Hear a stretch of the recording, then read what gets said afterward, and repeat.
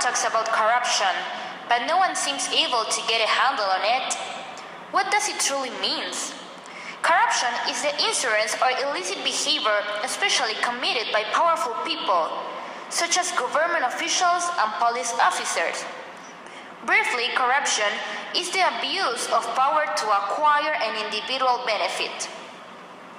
There are three basic types of corruption.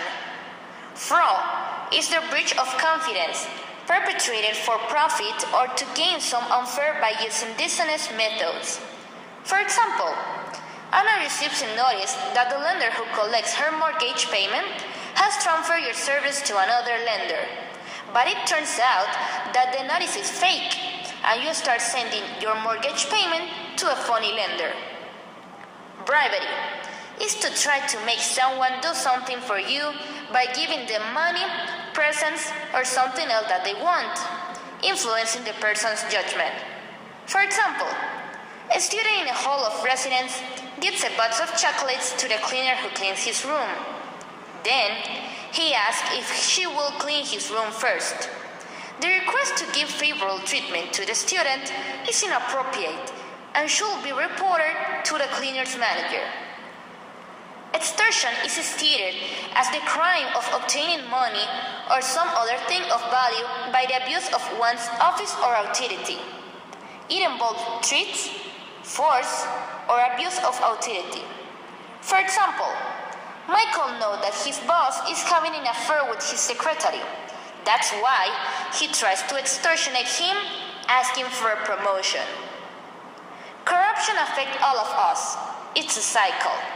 And this activity is thought to stop, but not impossible. It affects sustainable economic development, ethical values, justice, and endangers the rule of law. Now, we are going to discuss a specific case that involves bribery and an important company named Siemens. For those of you who doesn't know the company, Siemens is a German multinational firm specialized in energy, healthcare, and infrastructure.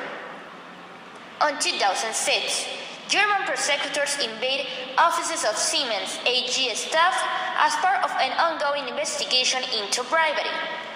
They found out that the company had gained numerous contracts by giving commissions to the consultants tax deductible. These bribes were part of the company's culture, and they were supposedly given in order to win state contracts. As a result, the company had to pay $1.6 billion in fines and $850 million for internal investigations that involved outside lawyers, support staff, forensic investigators, and full-time Siemens employees. For fighting corruption, Siemens decided to fire hundreds of employees who were implicated in corruption and litigated members of its managing board. The company received assessment with the objective of identifying weaknesses, but also recommend improvements.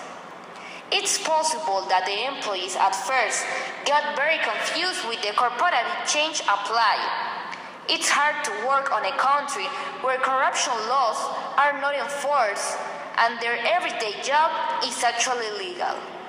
It's imaginable that after realizing they are affecting others, they will overcome the change and adopt the new corporative culture, obtaining as well economics and corporative growth. Thank you.